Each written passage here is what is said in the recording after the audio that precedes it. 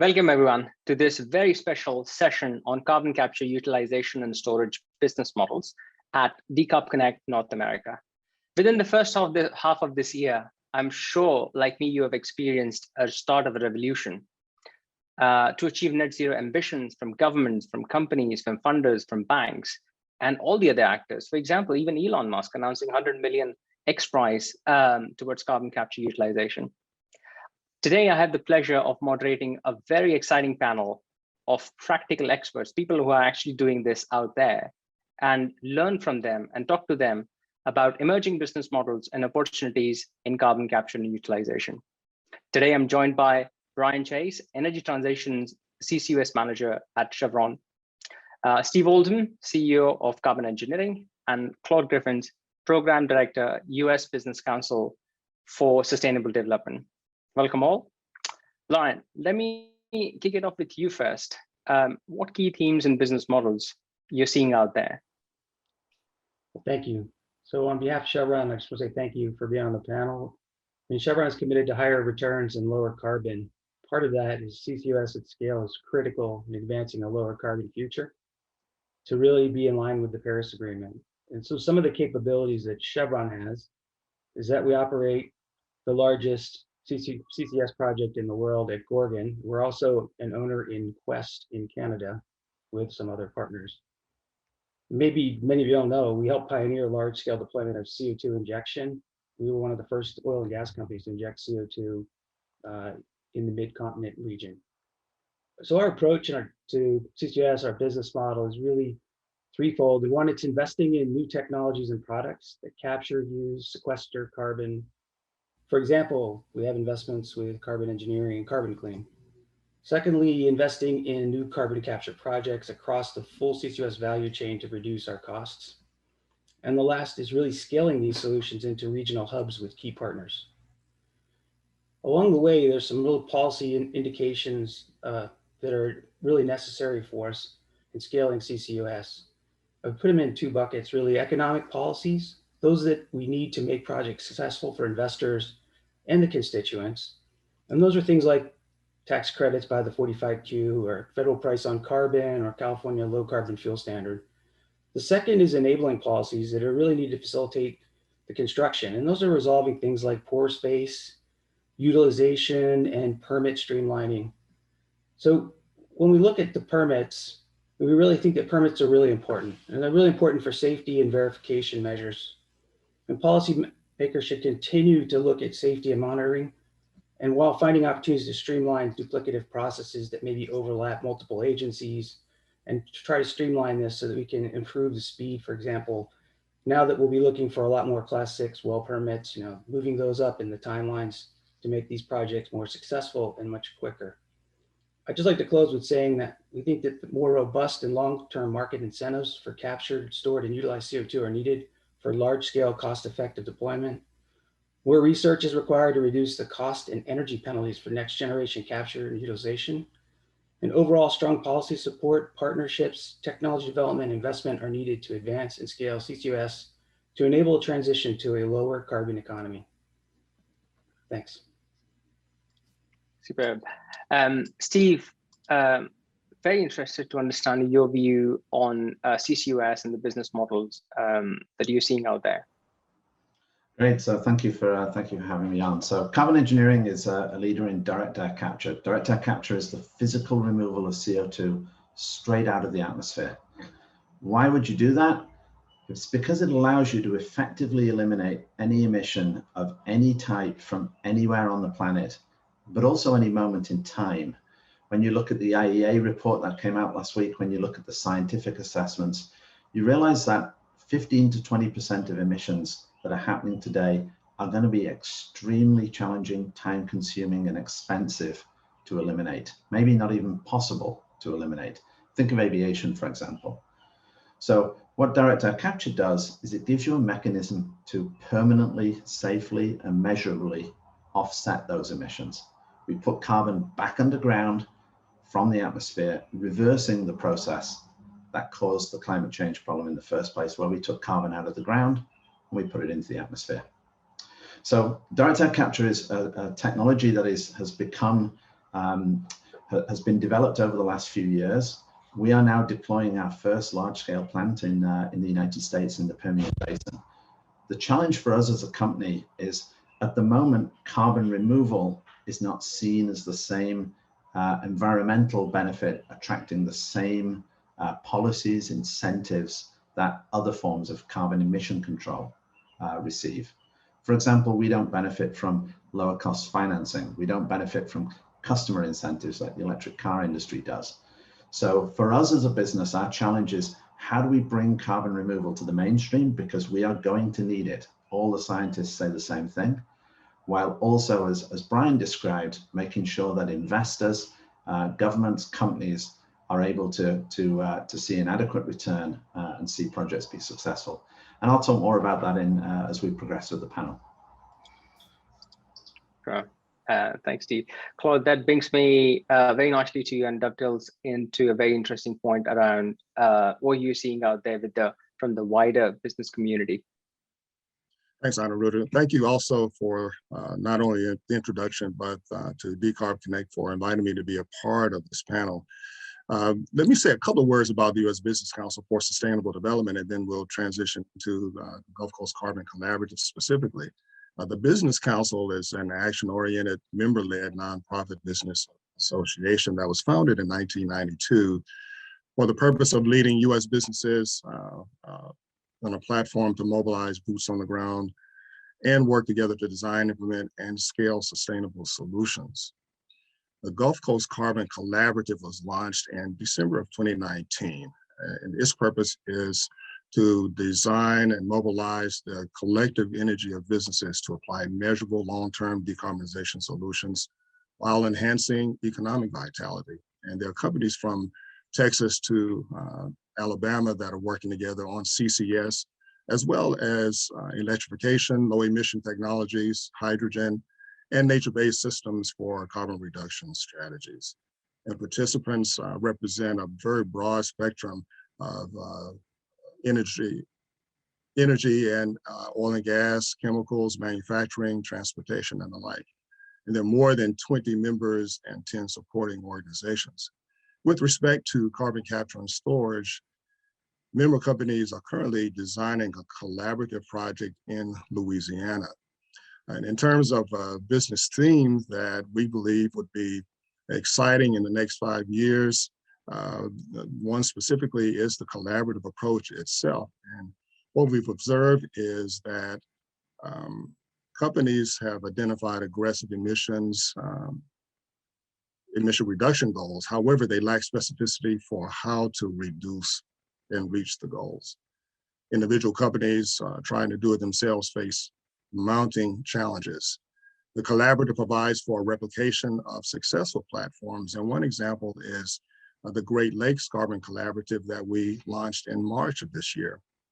And there's also the interconnectedness with other carbon reduction strategies, such as the overlap with hydrogen.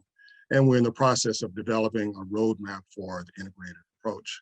What I'd like to do is pause at this point with regard to the introductory segment, and then come back in a few minutes with more details on each. Absolutely. Thanks, Claude.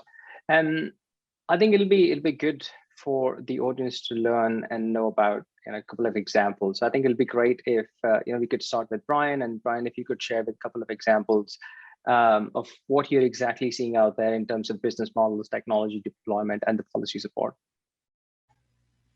Thank you.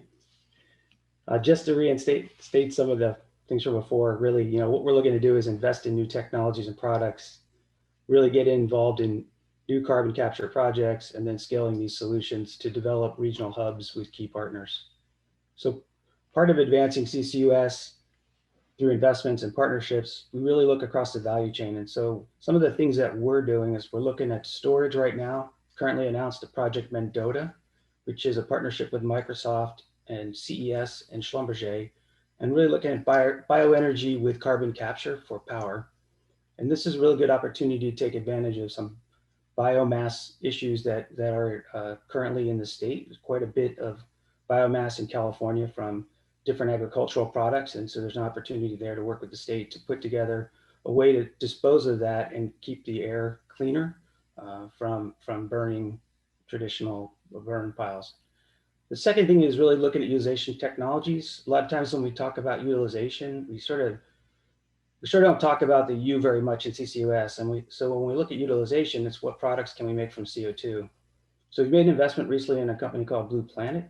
And what they do and we like about it is that they use carbon capture to take CO2 and combine it with recycled concrete and then form a limestone coating for some of the recycled pieces that will be clean aggregate. So we'll have clean aggregate as well as some sequestered CO2 in the form of limestone.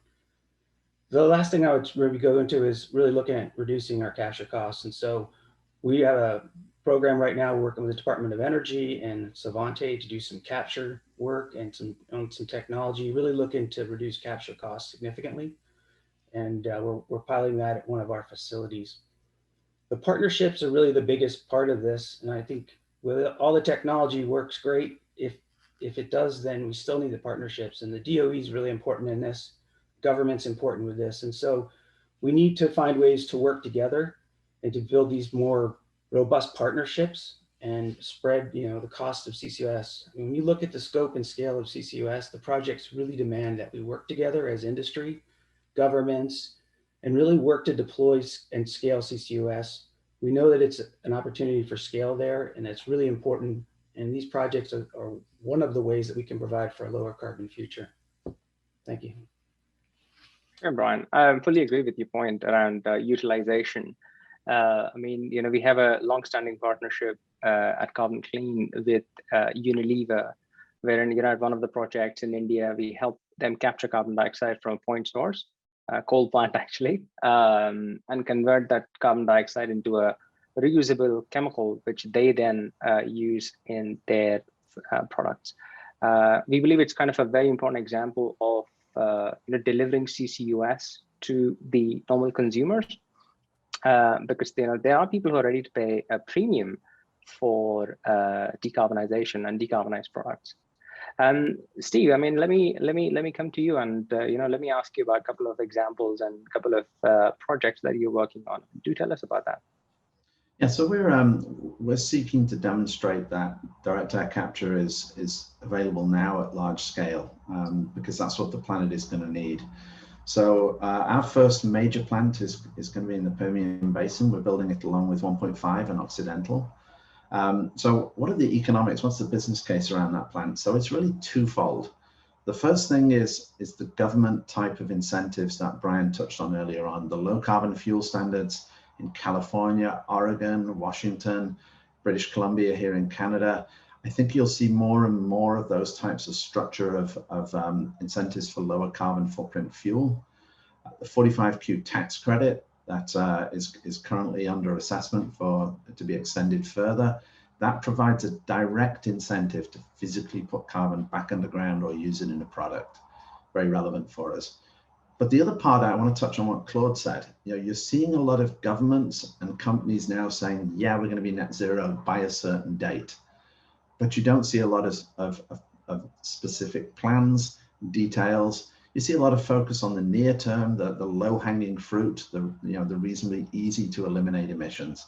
But our view is you have to start with the end in mind. You have to look at the fact that you've got to get to net zero. So what are the technologies that are going to eliminate all of your emissions? So what we do is we provide carbon removal as a service. So an example of this is our relationship with Shopify, which has been our first customer. So Shopify has a carbon footprint. They are keen to eliminate it. It is maybe challenging for companies like Shopify to eliminate that carbon emission at source, but they are regulated, or they are required by their shareholders, or they seek through good corporate governance to eliminate their emissions. So they buy a service from us, and we remove a CO2 molecule from the air and permanently put it back underground again, measurably, reversing the process that caused the climate problem in the first place. And we do so, we sell that service at so many dollars per ton. It's government certified and approved through the Class 6 well type structure that Brian was talking about earlier on. By providing this service, here is a way that any business of any size with any carbon footprint anywhere on the planet can now reliably eliminate their CO2 footprint. More than that, we can start also dealing with yesterday's emissions.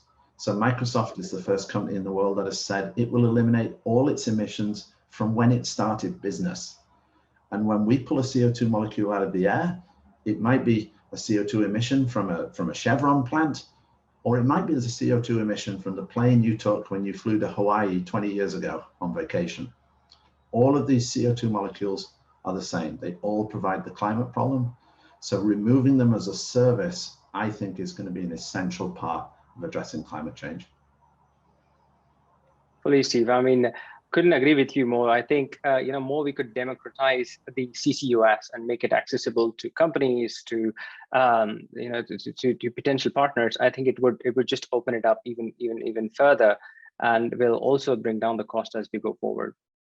Which again sort of brings me to Claude. Claude, tell us about some of the projects you're working on with the other partners, and what are some of the challenges, or what are some of the things that you would like the audience to think about when thinking about a collaborative project, specifically on CCUS?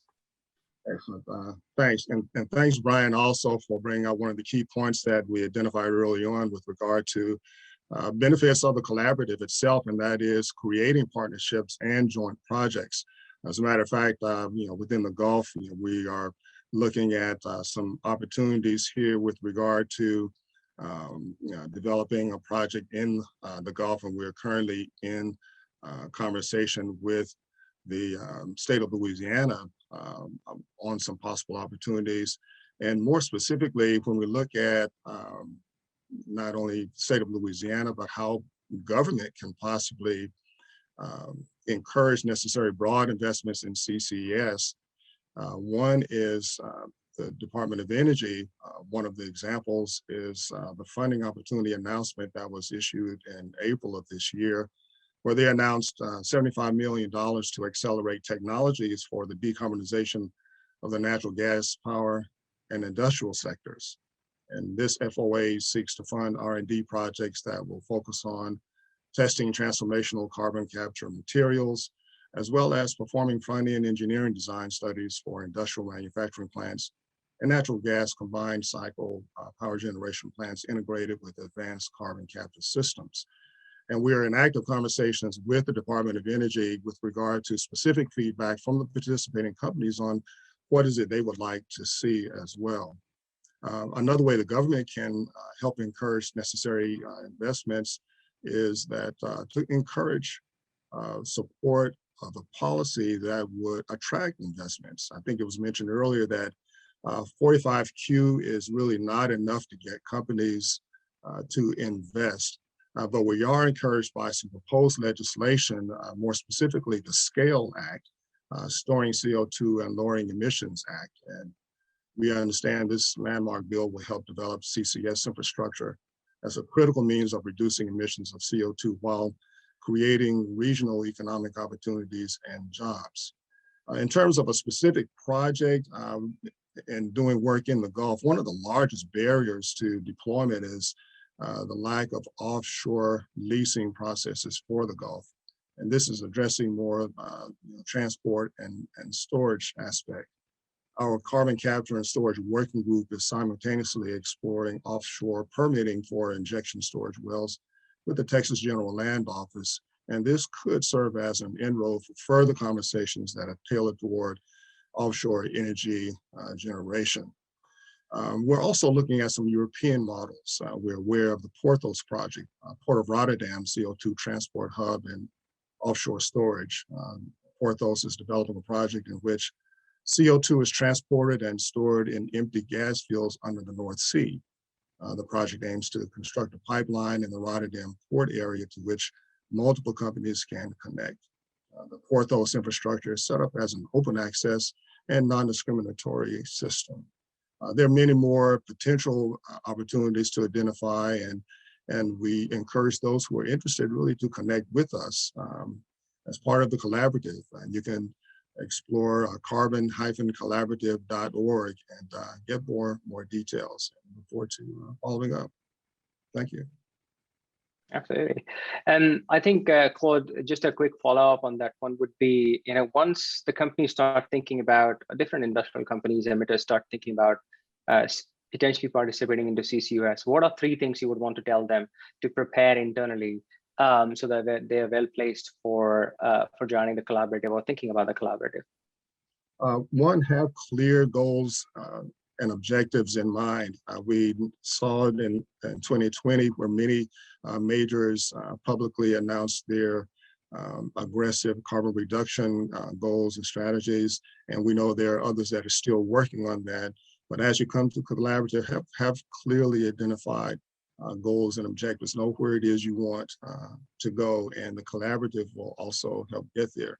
Secondly, be willing to actively participate.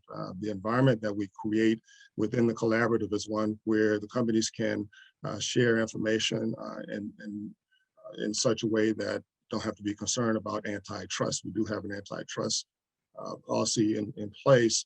And when there's opportunity to have the next level of conversation in terms of specific project opportunities, those conversations can occur offline. And we do have several companies that are looking at specific joint opportunities and looking forward to some updates from them.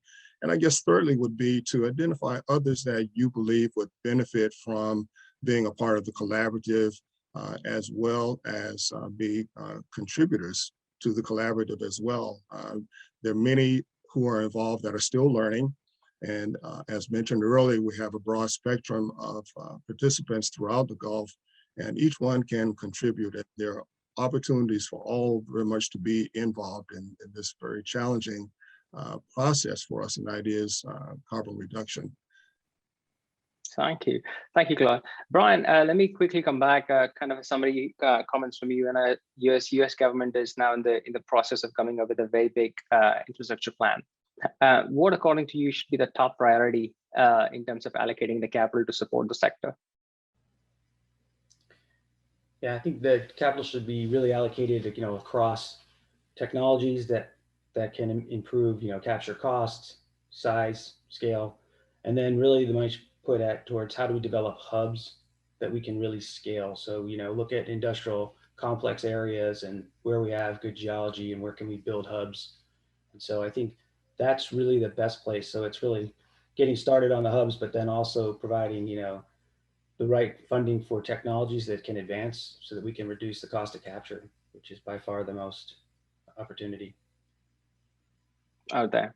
Okay. And Steve, closing comments. What are 2 things that you would on your wish list that would actually allow you to scale up the business model you're bringing out, as a service, carbon capture as a service? So kind of similar answer to Brian. So for us, infrastructure to be able to put CO2 back underground, Class 6 well approval, that type of thing is essential. But on the subject of R&D, we started our R&D 10 years ago. We're ready for deployment. Our technology is ready for deployment. It is cheaper than many, many forms of emission control right now before we even field the first plant. So for us, deployment. Measures that allow us to bring our technology to market. By bringing it to market, by building the first plant, the second one becomes cheaper, the third one becomes cheaper. Aligned with the R&D that we and others are doing, the cost comes down. And as the cost for carbon removal comes down, then it becomes more and more relevant to the climate problem, because the removal of emission achieves the same thing as the prevention of an emission. 1 + -1 is also 0. So that's where I focus: deployment and infrastructure for sequestration. Right, great. Well, I mean, this has really been a very interesting and thought-provoking panel for me, and I'm sure the audience out there, you would absolutely have enjoyed the panelists and their views. It is quite clear to me that we need to scale and work at least on 3 fronts simultaneously. Regional hubs and clusters, investment in technology, and third, collaboration and partnerships. These are absolutely necessary if carbon capture, utilization, and storage has to scale to a gigaton level, which is where it would become really meaningful in our fight against climate change and for us to achieve the ambition for net zero. With that, I'd like to close the panel. Thank you very much. I'd like to thank all the panelists and the Decarb Connect team.